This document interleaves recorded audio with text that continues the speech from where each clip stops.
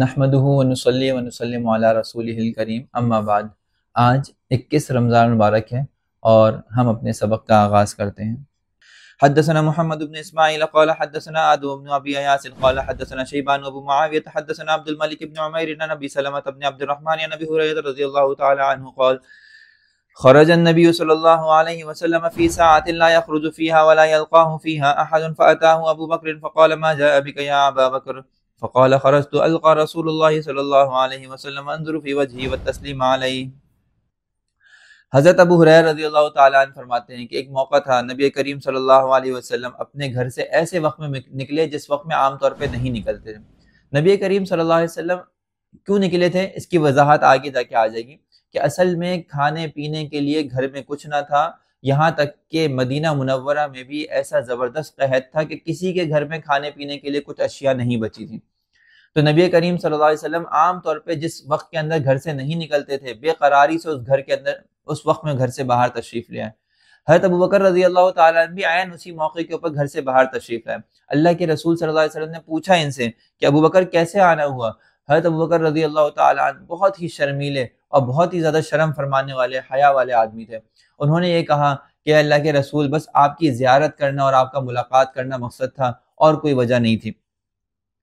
قال فرست القى رسول الله صلى الله عليه وسلم وانظر في وجهه والتسليم عليه فلم يلبس ان جاء عمر رضي الله تعالى عنه فقال ما جاء بك يا عمر۔ اتنے میں حضرت عمر رضی اللہ تعالیٰ عنہ بھی تشریف لے آئے تو اللہ کے رسول نے ان سے پوچھا کہ اے عمر تم کیوں آ گئے؟ قال الجوع یا رسول اللہ۔ حضرت عمر رضی اللہ تعالیٰ عنہ سے رہا نہیں گیا، فرمانے لگے اللہ کے رسول، بھوک نے حال برا کیا ہوا ہے، حال یہ ہے کہ اب گھر میں رہا نہیں جاتا۔ قال انا وجدت بعد ذلك، اللہ کے رسول صلی اللہ علیہ وسلم نے فرمایا کہ میرا بھی یہی حال ہے، یعنی میں بھی گھر سے اسی لیے باہر آیا ہوں۔ اور حقیقت یہ تھی کہ نبی کریم صلی اللہ علیہ وسلم خود بھی بھوک کی وجہ سے باہر تشریف لائے تھے، حضرت ابوبکر رضی اللہ تعالیٰ عنہ بھی بھوک کی وجہ سے باہر تشریف لائے تھے، حضرت عمر رضی اللہ تعالیٰ عنہ بھی بھوک کی وجہ سے باہر تشریف لائے تھے۔ فانطلقوا الى منزل ابي هيثم بن تيهان الانصاري وقال رجلا كثير النخل والشاة۔ تو اب ارادہ کیا اللہ کے رسول صلی اللہ علیہ وسلم تشریف لے گئے ابو ہیثم التیہان الانصاری کے گھر تشریف لے گئے۔ ان کے بارے میں مشہور تھا کہ ان کے پاس بہت زیادہ درخت ہیں، کھجور کے درخت بہت زیادہ ہیں، ان کے پاس بکریاں بہت زیادہ ہیں، تو امید تھی کہ ان کے پاس سے کچھ نہ کچھ کھانے پینے کی چیزیں میسر آ جائیں گی۔ ولم یکن لہ خدم فلم یجدوہ، ان کا بھی کوئی خادم وغیرہ یا ان کے کوئی نوکر چاکر نہیں تھے، تو اس لیے جب وہ ان کے گھر تشریف لے گئے تو وہاں پہ کسی کو پایا نہیں۔ فقالوا لامرأته أين صاحبك، اللہ کے رسول صلی اللہ علیہ وسلم نے ان کی اہلیہ سے پوچھا کہ تمہارے گھر والے کہاں ہیں، ابو الہیثم کہاں ہیں؟ تو فقالت، انہوں نے فرمایا انطلق يستعذب لنا الماء، وہ گئے ہیں ہمارے لیے کچھ میٹھا پانی تلاش کرنے کے لیے اور پانی کے انتظام کرنے کے لیے۔ ولم يلبثوا ان جاء ابو الہیثم بقربة يزعبها فوضعها، یہاں تک کہ تھوڑی ہی دیر میں حضرت ابو الہیثم رضی اللہ تعالیٰ عنہ تشریف لے آئے اور انہوں نے لا کے میٹھا پانی اللہ کے رسول صلی اللہ علیہ وسلم کے سامنے رکھ دیا۔ ثم جاء يلتزم النبي صلی اللہ علیہ وسلم ويفديه بأبيه وأمه، اب ابو الہیثم الانصاری رضی اللہ تعالیٰ عنہ تو جب دیکھا کہ اللہ کے رسول ان کے گھر تشریف لائے ہیں اور بھوک پیاس کا عالم ہے تو وہ تو گویا کہ جان نچھاور کرنا شروع ہو گئے۔ یفدیہ بأبی و امی، اپنے ماں باپ کو فدا کرنے کی جو ہے وہ ان کی کیفیت طاری ہو گئی۔ ثم انطلق بهم الى حدیقته فبسط لهم بساطا، پھر فوراً ہی اللہ کے رسول صلی اللہ علیہ وسلم حضرت ابو بکر رضی اللہ تعالیٰ، حضرت عمر رضی اللہ تعالیٰ عنہ کو لے کر چلے گئے اپنے باغ کی طرف اور وہاں پر ان کے لیے چٹائی بچھا دی۔ ثم انطلق الى نخلة فجاء بقدم فوضعه، پھر اس کے بعد ایک درخت کے پاس گئے اور ایک خوشہ بہت گچھا سا کھجوروں کا توڑا اور وہ لے کر آ گئے۔ فقال النبی صلی اللہ علیہ وسلم افلا تنقیت لنا من رطبه، اللہ کے رسول صلی اللہ علیہ وسلم نے ارشاد فرمایا کہ تم نے اس میں سے رطب یعنی جو تر تر کھجوریں تھیں، پکی کھجوریں تھیں، صرف وہ کیوں نہ توڑ لیں، صرف وہ توڑ کے لے آتے، پورا گچھا لانے کی ضرورت نہیں تھی۔ تو فقال یا رسول اللہ انی اردت ان تختاروا او قال تخیروا من رطبه وبصری، تو کہنے لگے کہ اللہ کے رسول میں چاہ رہا تھا کہ آپ خود اپنی مرضی سے اس میں سے لیں، اگر آپ کو رطب پسند ہے تو آپ رطب لے لیں، اگر آپ کو بصر پسند ہے تو بصر لے لیں۔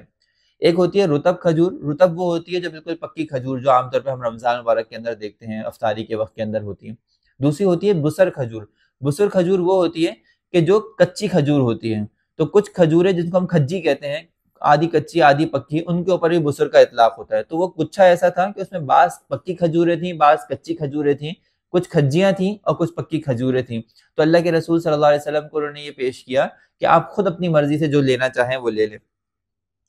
فَأَكَلُوا وَشَرَبُوا مِنَ الْمَاءِ مِنْ ذَلِكَ الْمَاءِ، تو انہوں نے وہ کھایا اللہ کے رسول صلی اللہ علیہ وسلم نے، اور پانی بھی پیا۔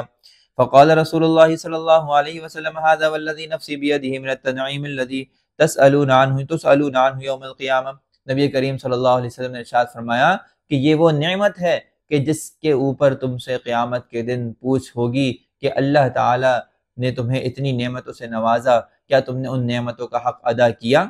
جیسا کہ سورہ تکاثر کے اندر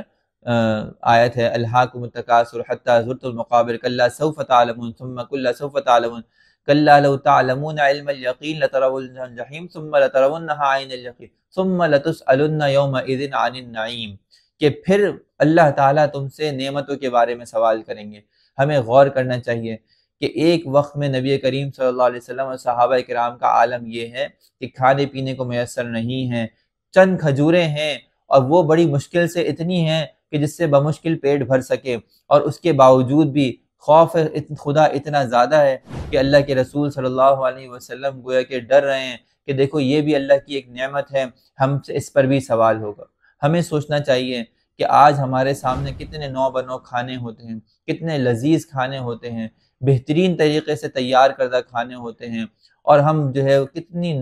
زیادہ جو ہے وہ کرختگی کے ساتھ، کتنی زیادہ جو ہے وہ اپنی نااہلی کے ساتھ ہم اس کو کہہ دیتے ہیں کہ مجھے یہ کھانے پسند نہیں ہیں، ہمیں تو یہ اچھا نہیں لگا، مجھے تو اس میں فلاں خرابیاں نظر آئیں، اس میں نمک زیادہ ہو گیا۔ چھوٹی چھوٹی باتوں کی وجہ سے ہم کھانے کی برائیاں کرنا شروع کر دیتے ہیں، حالانکہ یہ کھانوں کا دور تو ہمارے لیے ہے، اتنی نعمتیں اور اتنے کھانے تو ہمارے لیے اللہ نے جمع کر دیے۔ ایک وقت صحابہ کرام نبی کریم صلی اللہ علیہ وسلم پر ایسا بھی گزرا ہے کہ کھانے پینے کے لیے کچھ نہیں ہوا کرتا تھا۔ پھر اس کے بعد فرماتے ہیں فقال رسول اللہ صلی اللہ علیہ وسلم فانطلق ابو الہیثم لیصنع لهم طعاما فقال النبی صلی اللہ علیہ وسلم لا تذبحن ذات در۔ پھر اس کے بعد فرماتے ہیں ابو الہیثم چلے گئے اور نبی کریم صلی اللہ علیہ وسلم نے ان سے ارشاد فرمایا کہ کھانے کے انتظام کے لیے جا رہے تھے، آپ نے فرمایا کہ دیکھو دودھ والی بکری کو ذبح نہیں کرنا، یعنی جو دودھ دینے والی بکری ہے وہ تو کارآمد ہے، مفید ہے، تمہارے سارا سال کام آئے گی، تم اس کو ہمارے لیے ذبح نہ کرنا، جو بغیر دودھ دینے والی ہو اس کو ذبح کر دینا۔ فذبح لهم عناقا او جديا فاتاهم بها فاكلوه، وہ تھوڑی ہی دیر میں ایک بکری کا بچہ جو ہے وہ ذبح کر کے لے آئے اور ان کو کھا لیا۔ فقال النبی صلی اللہ علیہ وسلم هل لك خادم، اللہ کے رسول نے ارشاد فرمایا کیا تمہارے پاس کوئی خادم ہیں؟ قال لا، تو کہنے لگے نہیں میرے پاس کوئی خادم وغیرہ تو نہیں ہے۔ قال فاذا اتانا صبي فاتنا، کہ جب ہمارے پاس کچھ غلام وغیرہ آئیں تو تم ہمارے پاس آنا، ہم تمہیں اس میں سے خادم ضرور دیں گے۔ یہ حل جزاء الاحسان الا الاحسان کا ثمرہ تھا، نبی کریم صلی اللہ علیہ وسلم پر کوئی احسان کرے اور آپ اس کے بدلے میں اس کے اوپر اس سے زیادہ بڑا احسان نہ کریں، ایسا ناممکن تھا۔ تو چونکہ انہوں نے اللہ کے رسول صلی اللہ علیہ وسلم کو انتہائی زیادہ فقر و فاقے کے عالم میں دعوت کی تھی، اپنے گھر کی نعمتیں لا کے ان کے آگے رکھ دی تھیں، جو ان کے پاس ما حضر موجود تھا، بکری تھی اس کو ذبح کر دیا، کھجور تھے ان کو توڑ کے لے آئے، تو اس لیے اللہ کے رسول نے بھی ان کو جواب میں یہی ارشاد فرمایا کہ جب ہمارے پاس کوئی ایسی چیز آئے گی تو ہم تمہیں ضرور دیں گے۔